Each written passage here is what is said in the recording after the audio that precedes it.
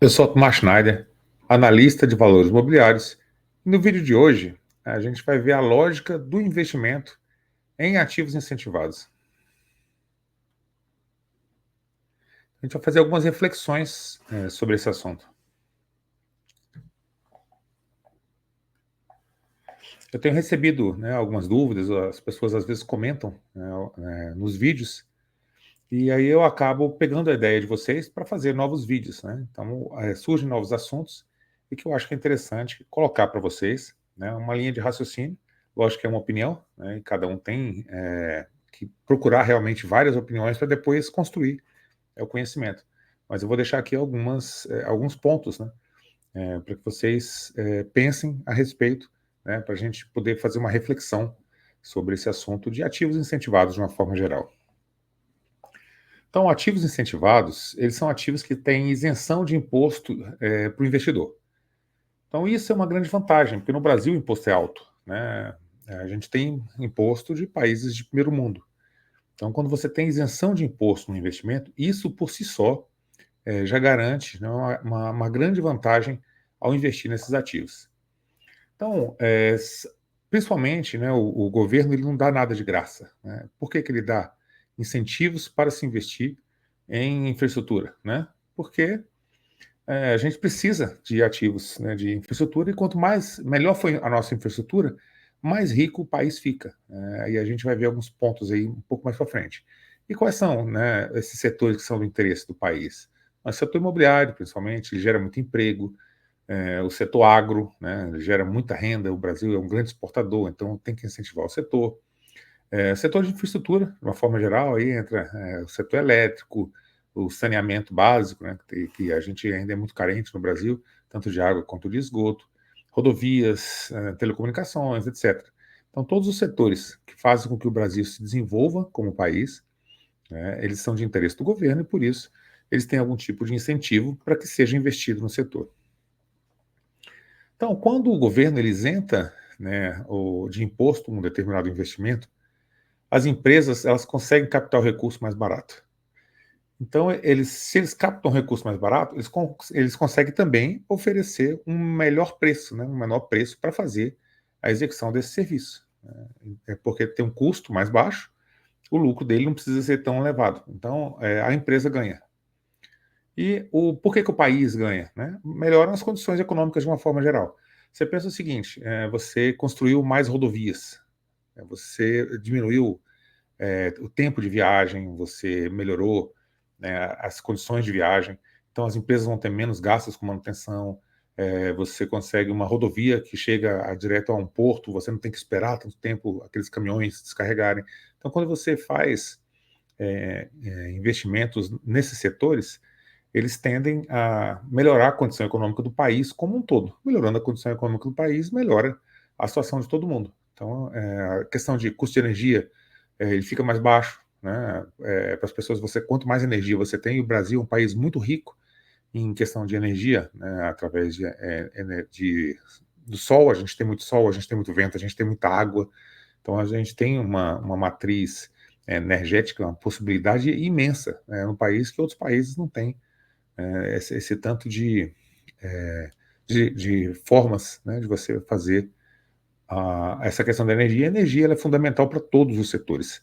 Uma empresa ela precisa de energia para aumentar a produção, o metrô, qualquer coisa precisa de energia, né? Então, quando você tem energia, muita energia disponível, você consegue desenvolver o país.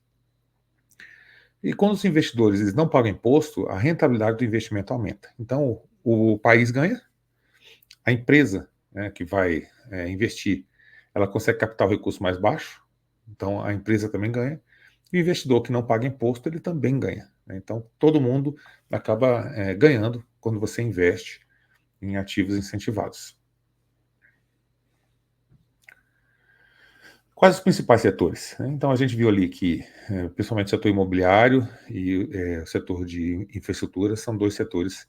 O agro, o imobiliário e infraestrutura são os setores principais aí que existe essa necessidade e que o governo acaba incentivando.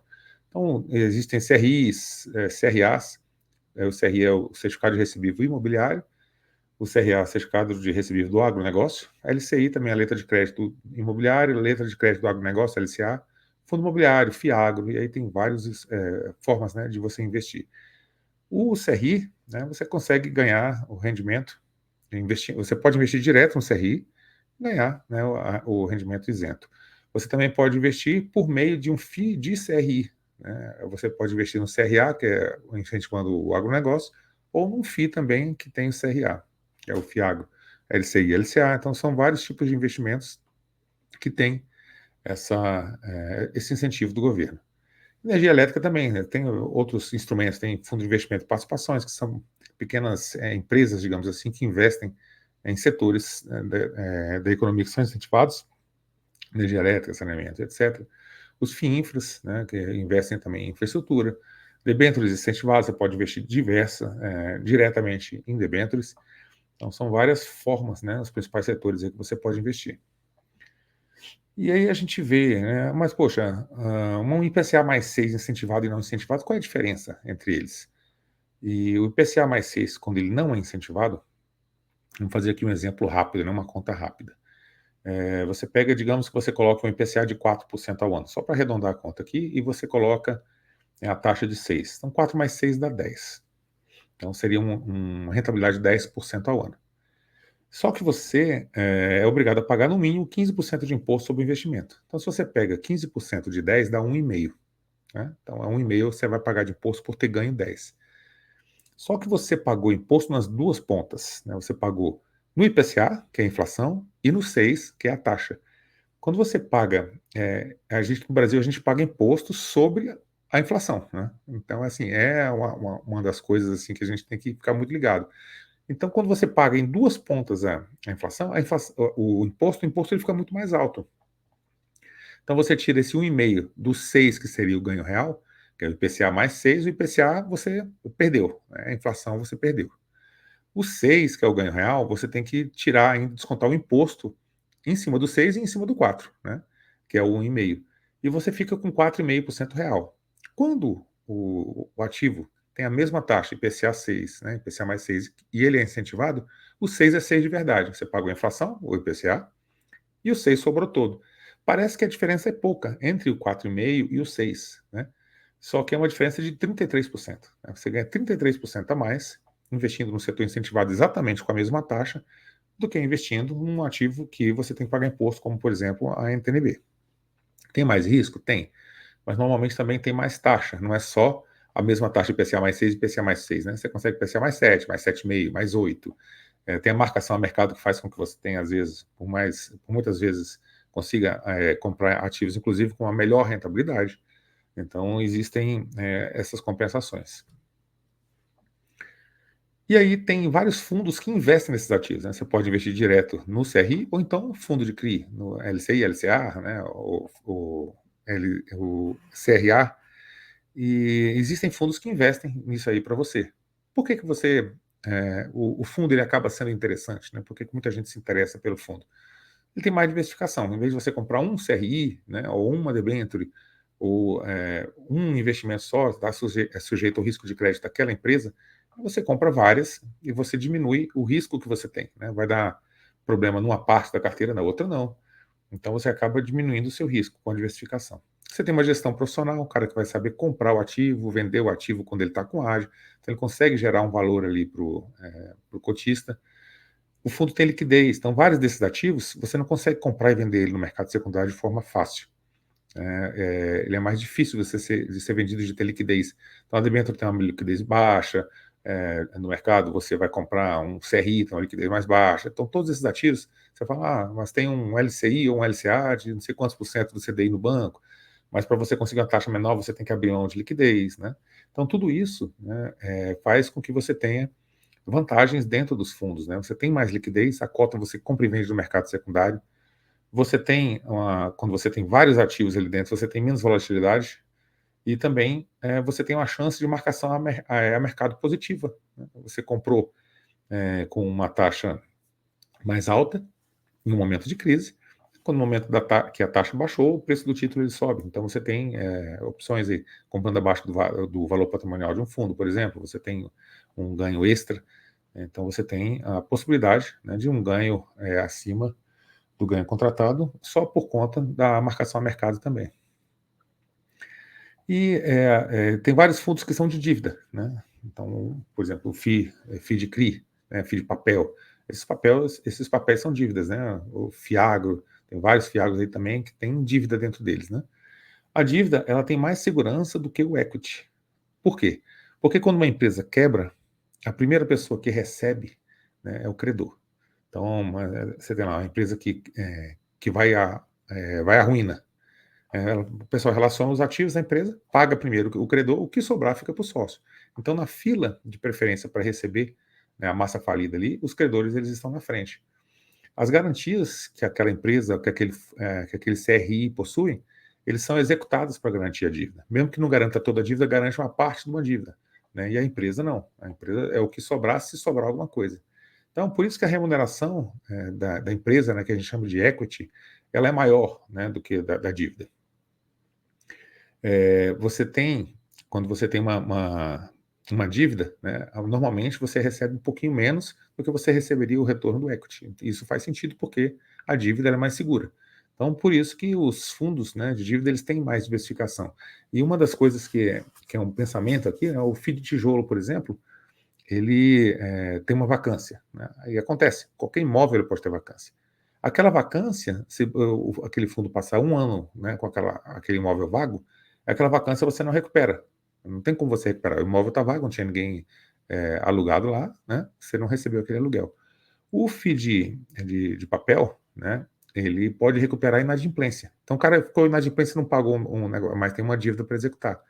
Então o problema que dá no FII de tijolo, né? Que seria essa vacância prolongada, esse tipo de coisa, né, ela não é recuperável. No fundo de papel, ela é recuperável. Né? Então, você tem, mesmo que o fundo de tijolo ele tenha uma perspectiva, né, de retorno maior, né, mas o FII de papel ele tem seguranças, né, algumas seguranças que o FII de tijolo ele já não tem. Então, esses aqui são alguns dos pontos, né, que a gente tinha para observar. Muita gente pergunta realmente sobre, né, essa questão dos ativos incentivados, do crédito, né, de FII de crédito. E isso é uma coisa que você tem que ir pegando com o tempo. Né? Os ativos incentivados, eles têm essa grande vantagem, que é, né, a isenção do imposto. E o imposto ele é muito alto no Brasil, ele varia de 15% até 22,5%. Né? Quando você tem a isenção de imposto, você tem um rendimento muito mais elevado. E quando você tem ativos indexados à inflação, essa diferença é ainda maior. Eu preparei, né, aqui alguns comparativos para a gente fazer com relação, né, a esses comparativos aqui que eu fiz com vocês. Eu coloquei alguns ativos, que são o CDI, alguns ativos também de uma mesma gestora, né, para a gente comparar aqui a rentabilidade desses ativos aí ao longo do tempo. Então, eu coloquei, né, o CADIF, que é o Kinea Infra, que é esse verde, né, mais claro aqui. Coloquei a NTNB, que é esse verde mais escuro que está aqui embaixo. O Canip, que é o índice de preço. Então, ele tem a mesma correção mais ou menos ali do CADIF, né, o Canip e o CADIF. E o KNCR, que ele é a CDI. E coloquei também o CDI. Então, tem essas cinco comparações aqui. A gente pegou um período que é o máximo histórico que aqui tem, né, de 3 anos e pouquinho, de julho de 2020 para cá. E como é que foi nesse meio tempo? Então, se você pegar o retorno final nesses 3 anos, como é que foi a história? O KNCR, né, ele performou melhor do que todos. Por quê? Né? Porque a partir daqui a gente teve um CDI bem elevado. Então, você vê que o CDI ele cresce, ele fica acima de dois ativos aqui, acima da NTNB e acima do Canip. Né? Nesse período de retorno aqui, o CDI com 32% bateu tanto o Canip quanto a NTNB. Porque a gente teve um CDI bem elevado. Só que ele perdeu de longe aqui para o KNCR. Né? O CDI ficou com 32%, o KNCR ficou com 58%. Né? Porque o KNCR ele paga mais do que 100% CDI, né, ao longo do tempo.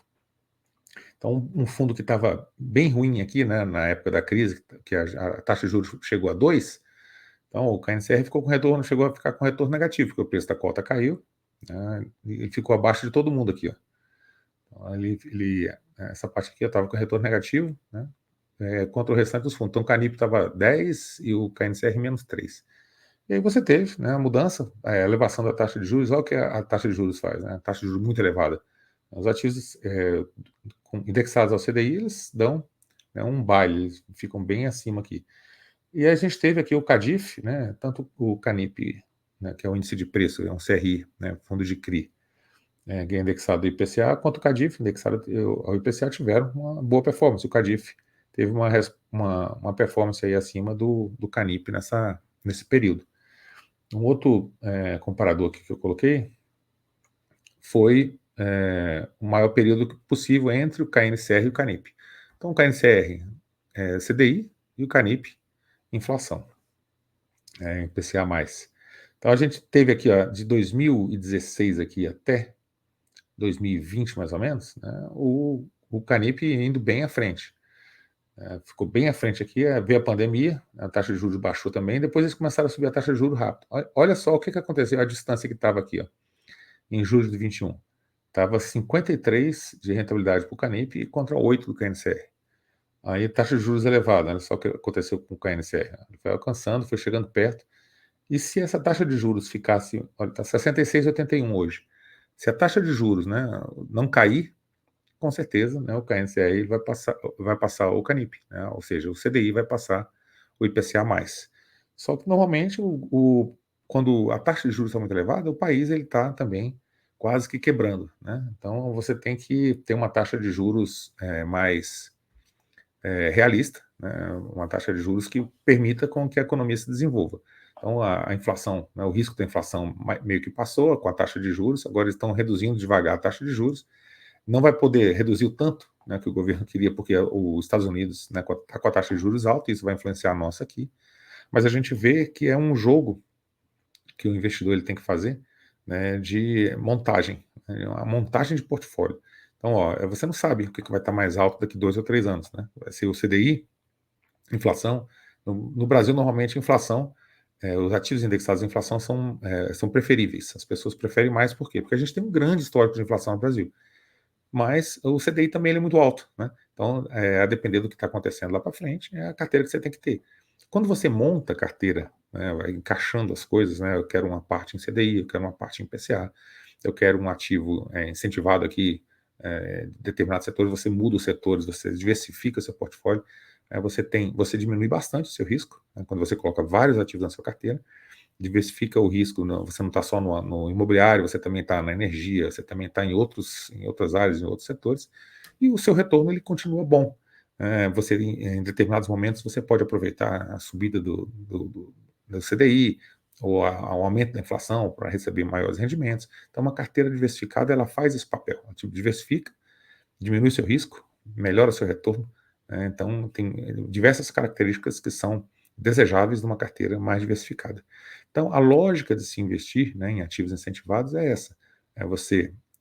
Todo mundo ganha, quem está tomando crédito, o governo e o investidor, e também, para o investidor, principalmente, né, que é o nosso caso aqui, que estamos desse lado, você não pagar imposto é uma vantagem muito grande no Brasil, mas muito grande.